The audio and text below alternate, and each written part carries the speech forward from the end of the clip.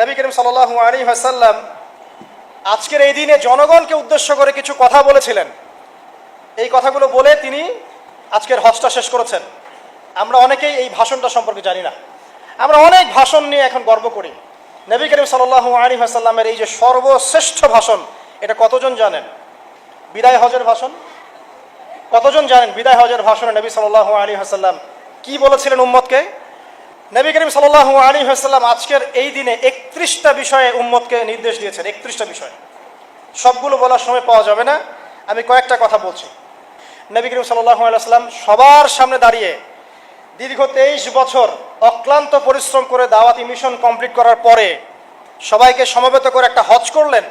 হজ করার পরে তিনি গুরুগম্ভীর কণ্ঠে বলছেন, হৃদয়ের সমস্ত আবেগ বের করে দিয়ে বলছেন, হে জনগণ, আইয়ুহান নাস, হে জনগণ, আমি জানি না আজকের পর তোমাদের সাথে আমি কখনো মিলিত হতে পারবো কিনা।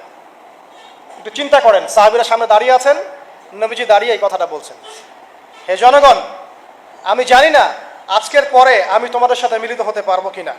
অতএব যে ব্যক্তি আজকে আমার এই কথাগুলোকে স্মরণ রাখবে, সে যেন অন্যের কাছে এই কথাগুলো পৌঁছে দেয়। হতে পারে যার কাছে পৌঁছে দেওয়া হচ্ছে সেই এই কথাগুলোকে বেশি সংরক্ষণ করতে পারবে। আল্লাহ পাক তার প্রতি রহম করুন যে আমার এই কথাগুলোকে অন্যের কাছে পৌঁছে দিবে। নবীজির ভাষণ। এরপর নবীজি বলছেন, জেনে রাখো নিশ্চয়ই তোমাদের পরস্পরের, মুসলিমদের পরস্পরের সম্পদ, পরস্পরের রক্ত, পরস্পরের এই যে জান, মাল, ইজ্জত, এগুলো একে অপরের জন্য হারাম। মুসলিমদের পরস্পরের রক্ত, পরস্পরের ইজ্জত, সম্মান একে অপরের জন্য হারাম। এর হানি করা একে অপরের জন্য হারাম। ঠিক যেমন আজকের এই দিন হারাম, এই শহর হারাম, এই মাসও হারাম। নবী করিম সাল্লাল্লাহু আলাইহি ওয়াসাল্লাম বলছিলেন, জেনে রাখো 3টা বিষয়ে যেন তোমাদের অন্তর কখনো খেয়ানত না করে। 3টা বিষয়ে তোমাদের অন্তর যেন কখনো খেয়ানত না করে। 1, তোমরা যে কাজটাই করবা শুধু আল্লাহ পাকের সন্তুষ্টির জন্য করবে। তোমরা যে কাজই করবে শুধু আল্লাহর সন্তুষ্টির জন্য করবে। তোমাদের শাসক বর্গের কল্যাণ কামনা করবে। তোমাদের শাসক বর্গের কল্যাণ কামনা করবে। 3 নাম্বার, মুসলিমদের জামাতকে আঁকড়ে ধরে রাখবে। মুসলিমদের ইউনাইটেড কমিউনিটিকে আঁকড়ে ধরে থাকবে। এই 3টা বিষয় পালনের ক্ষেত্রে তোমাদের অন্তর যেন খেয়ানত না করে। এদিন সূর্য ঢলে যাওয়ার পরে নবী সাল্লাল্লাহু আলাইহি ওয়াসাল্লাম আরো বললেন, শুনে রাখো হে মানব জাতি, এটা ভালো করে শোনেন, শুনে রাখো হে মানব জাতি, নিশ্চয়ই আমি মুহাম্মদ সাল্লাল্লাহু আলাইহি ওয়াসাল্লাম জাহেলি যুগের যত কুপ্রথা আছে সমস্ত কুপ্রথাকে আমার পায়ের তলে পিষ্ট করে গেলাম। জাহেলি যুগে কি ছিল ভাই? শিরিক ছিল, সুদ ছিল, মাদক ছিল, নারীর অবমাননা ছিল, কন্যা সন্তানকে দাফন করা হতো, রক্তক্ষয়ী, হানাহানি, মারামারি, কাটাকাটি ছিল। এগুলো সব কিছুকে আমি আমার পায়ের তলে দাফন করে গেলাম। এটা কি দাফন হয়েছে? তিনি বলছেন, নিশ্চয়ই আমি জাহেলি যুগের সুদকে আমার পায়ে তলে পিষ্ট করে যাচ্ছি। সর্বপ্রথম যার সুদ আমি পিষ্ট করছি তিনি হচ্ছেন আব্বাস ইবনে আব্দুল মুত্তালিব, আমার চাচার সুদ। নিজের পরিবার থেকে দৃষ্টান্ত স্থাপন করলেন। তিনি আরো বললেন, হে উপস্থিত জনগণ, তোমরা মেয়েদের ব্যাপারে সতর্ক থাকবে এবং তোমাদের স্ত্রীদের ব্যাপারে সতর্ক থাকবে, তাদের হকের ব্যাপারে সতর্ক থাকবে, কেননা তোমরা তাদেরকে আল্লাহর কালিমার মাধ্যমে হালাল করে নিয়েছো। অতএব তাদের ব্যাপারে তোমরা সতর্ক থাকবে। তোমাদের উপর তাদের হক হচ্ছে তোমরা যা খাবে, যা পরবে, তাদেরকেও তাই খাওয়াবে, তাই পরাবে। আর তাদের উপর তোমাদের হক হচ্ছে যে তারা তোমাদের বিছানায় এমন কাউকে আসতে দিবে না যাদেরকে তোমরা অপছন্দ করো। নবী করিম সাল্লাল্লাহু আলাইহি ওয়াসাল্লাম আরো বলছেন, এই দিন আইয়ুহান নাস, হে মানব জাতি, তারাকতু ফিকুম আমরাইন, জেনে রাখো আমি তোমাদের সামনে মাত্র 2টো বস্তু ছেড়ে গেলাম। কয়টা বস্তু? লান তাদিল্লু মা তামাসসাকতুম বিহিমা, তোমরা কোনোদিন পথভ্রষ্ট হবে না যতদিন এই 2টা বস্তুকে আঁকড়ে ধরে থাকবে। কিতাব আল্লাহ, আল্লাহর কিতাব, ওয়া সুন্নতি নবীহি, এবং তার নবীর সুন্নাহ। তিনি আরো বললেন,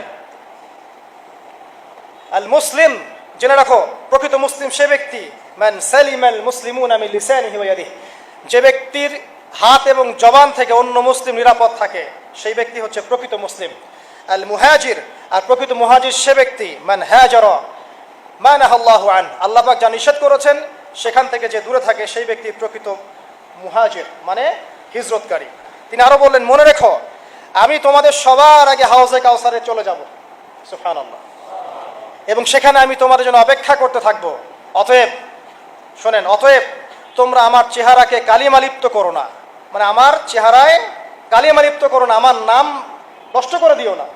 আমি তোমাদের সংখ্যাধিক্য দেখে আল্লাহর কাছে গর্ব করব, আমাকে তোমরা অপমানিত করো না। আজকে কি আমরা তার দায়িত্ব পালন করে উম্মাহ হতে পেরেছি? নবীজি বলেছেন তা আমার চেহারাকে কালিমালিপ্ত করো না। সুবহানাল্লাহ। তিনি বলছেন ওই সময় কিছু মানুষ থেকে আমি মুক্ত হয়ে যাব, আর কিছু মানুষ আমার থেকে মুক্ত হয়ে যাবে। বলা হলো কারা ইয়া রাসূলুল্লাহ? তিনি বলছেন আল্লাহ পাককে আমি বলবো ইন্নাহুম মিন্নি, হে আল্লাহ এরা আমার উম্মাহ, এরা আমার উম্মত, আমার সাহাবী। আল্লাহ পাক বলবেন ইন্নাকা লা তাদরি মা আহদাসা বা'দাক, তুমি জানো না হে নবী, তোমার মৃত্যুর পর এই মানুষগুলো, পরবর্তী মানুষগুলো তোমার দিনের মধ্যে কত বেরাত সংযোজন করেছিল। তিনি আরো বলেছিলেন হে জনগণ, জেনে রাখো প্রত্যেক পরিবারের জন্য প্রতি বছর একটা করে পশু জবাই করার বিধান, প্রত্যেক পরিবারের জন্য, সামর্থ্যবান পরিবারের জন্য প্রত্যেক বছর একটা করে পশু জবাই করার বিধান রয়েছে। তিনি আরো বললেন মনে রাখো একজনের অপরাধের শাস্তি আর একজন কখনো পাবে না, আর বাবার দোষে ছেলে কখনো দুষ্ট হবে না, ছেলের দোষে বাবাও কখনো অপরাধী হবে না। তিনি আরো বললেন জেনে রাখো হে মানব জাতি, নিশ্চয়ই শয়তান এই বিষয় থেকে নিরাশ হয়ে গেছে যে তোমরা শয়তানের ইবাদত করবে। শয়তান নিরাশ হয়ে গেছে, কিন্তু শয়তান নিরাশ হয়নি একটা বিষয় থেকে, যে তোমরা একে অপরে হানাহানি, কাটাকাটি, ফিতনা, ফাসাদে ব্যস্ত থাকবে, যেমনটা এখন আমরা করছি। আমরা কিন্তু সরাসরি কখনো শয়তানের ইবাদত করছি না, করছি, কিন্তু মুসলিমরা এখন পরস্পরে হানাহানি, কাটাকাটি, ফাসাদে লিপ্ত আছে। তিনি আরো বললেন যে একজন মুসলিমের জন্য হালাল নয় অন্য মুসলিমের সম্পদ আত্মসাৎ করা, যতক্ষণ না সে স্বেচ্ছায় খুশি মনে তোমাকে সম্পদ প্রদান করে। অতএব তোমরা একে অপরের প্রতি জুলুম করবে না। তিনি আরো বললেন সাবধান, আমার ইন্তেকালের পরে তোমরা একে অপরের গর্দান উড়িয়ে কাফের হয়ে যেও না। সাবধান, আমার ইন্তেকালের পর তোমরা একে অপরের গর্দান উড়িয়ে কাফের হয়ে যেও না। তিনি আরো বলেছেন একজন মুসলিম আরেকজন মুসলিমকে গালি দিতে পারে না। যদি একজন মুসলিম আরেকজন মুসলিমকে গালি দেয় এটা হচ্ছে ফাসিকি, এবং একজন মুসলিম যদি আরেকজন মুসলিমের সাথে যুদ্ধ করে এটা হবে এক প্রকার কুফরি। তিনি আরো বলেছেন হে জনগণ জেনে রাখো আমার পরে কোনো নবী নেই, আর আমার পরে তোমরা ব্যতীত আর কোনো উম্মত নেই। এর চেয়ে স্পষ্ট কথা হতে পারে? আমার পরে কোনো নবী নেই আর আমার পরে তোমরা ছাড়া কোনো উম্মত নেই। তাহলে আমরা যখন নতুন নতুন নবী বানিয়ে নিচ্ছি, কোনো কোনো ক্ষেত্রে বলছি একজন ব্যক্তি ছিলেন, সে নিজে ঈসাও ছিল, সে মাহদিও ছিল, সে নবীও ছিল, নাউযুবিল্লাহ। এবং দিন দিন মানুষ এই খাতায় নাম লিখাচ্ছে, সুবহানাল্লাহ। সর্বশেষ তিনি বললেন যে যদি তোমাদের উপরে, হে মানব জাতি জেনে রাখো, যদি তোমাদের উপরে একটা নাক কাটা কালো কুৎসিত কোনো আমির বা শাসকও চলে আসেন এবং সে যদি তোমাদেরকে আল্লাহর রাস্তায়, আল্লাহর কিতাব সুন্নাহ অনুযায়ী পরিচালিত করেন, তোমরা অবশ্যই তার আনুগত্য করবে, তার বিরুদ্ধে বিদ্রোহ করবে না, তার আনুগত্য করবে। জেনে রাখো, শেষে তিনি বলেন জেনে রাখো হে মানব জাতি, আজকে থেকে কুল্লুকুম মিন আদম, তোমরা সবাই আদম সন্তান, ওয়া আদামু মিন তুরাব, আর আদম হচ্ছে মাটির সন্তান। আরবের উপর অনারবের, অনারবের উপর আরবের, সাদার উপর কালোর, কালোর উপর সাদার, লালের উপর কালোর অথবা কালোর উপর লালের কোনো রকম প্রাধান্য নাই। ইল্লা তাকওয়া, শুধু তাকওয়া ব্যতীত। যে ব্যক্তি বেশি মুত্তাকি সে আল্লাহর কাছে বেশি মর্যাদার অধিকারী হবে ইনশাআল্লাহ তাআলা। সর্বশেষ তিনি আঙ্গুলটা উঁচু করলেন, নিজের শাহাদাত আঙ্গুলি উঁচু করে আকাশের দিকে তাকালেন, এরপর জনগণের দিকে তাকালেন, তাকিয়ে বললেন যে তোমাদের ব্যাপারে, হে জনগণ তোমাদের ব্যাপারে আমাকে আল্লাহ জিজ্ঞাসা করবেন, ফামা আনতুম কাইলুন, তোমরা ওই সময় কি বলবে আমার সম্পর্কে? তখন সাহাবীরা বললেন আমরা বলবো যে আপনি বাল্লাগতা রিসালাতাক, আপনি আপনার রিসালাত পৌঁছে দিয়েছেন, ওয়া জামানাতাক, আপনার আমানত পূর্ণ করেছেন, ওয়া নাসাহতা উম্মাতাক, এবং আপনি আপনার উম্মতকে নসিহত করেছেন। এরপরে তিনি আকাশের দিকে তাকিয়ে বললেন আল্লাহুম্মা ফাশহাদ, হে আল্লাহ আপনি সাক্ষী থাকেন, আল্লাহুম্মা ফাশহাদ, হে আল্লাহ আপনি সাক্ষী থাকেন, আল্লাহুম্মা ফাশহাদ, হে আল্লাহ আপনি সাক্ষী থাকেন যে আমি আমার দায়িত্ব পৌঁছে দিয়েছি। এরপরে নাজিল হলো আল ইয়াউমা আকমালতু লাকুম দীনাকুম ওয়া আতমামতু আলাইকুম নি'মাতি ওয়া রাদিতু লাকুমুল ইসলামা দীনান। এই হলো বিদায় হজ, আজকের এই আরাফার প্রেক্ষাপট। আমরা কতজন এটা নিয়ে চিন্তা করেছি? 1 মিনিট একটু বলে শেষ করি। দেখেন, শেষ ওসিয়ত যেগুলো হয় মানুষের, এটা খুব হৃদয় বিদারক হয় না? বাবা ইন্তেকাল করছেন, সন্তানের জন্য ওসিয়ত করে যাচ্ছেন, মাকে দেখিস ইত্যাদি ইত্যাদি, হৃদয় বিদারক হয় না? মানুষ সারা জীবন মনে রাখে না? বাট আমরা আমাদের এই নেশন, এই উম্মাহ, নবী সাল্লাল্লাহু আলাইহি ওয়াসাল্লাম উম্মাহ বলে আমরা যারা দাবি করছি, আমাদের মধ্যে বেশিরভাগ মানুষ নবী সাল্লাল্লাহু আলাইহি সাল্লামের শেষ এই নসিহতগুলো ভুলে গেছি আমরা। নসিহতগুলোর মধ্যে সবচেয়ে ইম্পর্টেন্ট ছিল শিরক থেকে দূরে থাকা, সুদ থেকে দূরে থাকা, মুসলিম মুসলিম ভেদাভেদ না করা, শাসকের কল্যাণ কামনা করা, বিদ্রোহ না করে শাসককে উত্তম নসিহত করা। এবং আরেকটা হাদিসে তিনি বলেছিলেন 5 ওয়াক্ত সালাত আদায় করবে, সাওম পালন করবে, রমজান মাসে সাধ্যমতো সাদাকা করবে, মুসলিমদের জামাত আঁকড়ে ধরবে, ইনশাআল্লাহ হাসতে হাসতে জান্নাতে প্রবেশ করবে। আও কামা ক্বালা আলাইহিস সালাম। জাহেলি যুগের সমস্ত প্রথা ছেড়ে দেওয়া ছিল আজকের দিনের মূল মর্ম, আমরা ছাড়তে পারছি না। সুদ ছেড়ে দেওয়া ছিল মূল মর্ম, ছাড়তে পারছি না। শিরক থেকে বের হতে পারছি না। বেদাতীদের ব্যাপারে ধমক দেওয়া হয়েছে, বেদাত ছাড়তে পারছি না। খেয়াল করে দেখেন, মুসলিম মুসলিম হানাহানি কাটাকাটি এখনো ছাড়তে পারছি না। ইভেন ধর্মতাত্ত্বিকভাবেও আমরা বহু দল এবং উপদলে বিভক্ত হয়ে গেছে, কারোর সাথে কারো ঐক্য নাই। সব মিলিয়ে নবী সাল্লাল্লাহু আলাইহি ওয়াসাল্লামের শেষ ওসিয়তগুলো, কিতাব এবং সুন্নাহ আঁকড়ে ধরা, এটা আমরা সবাই আঁকড়ে ধরতে পারছি না।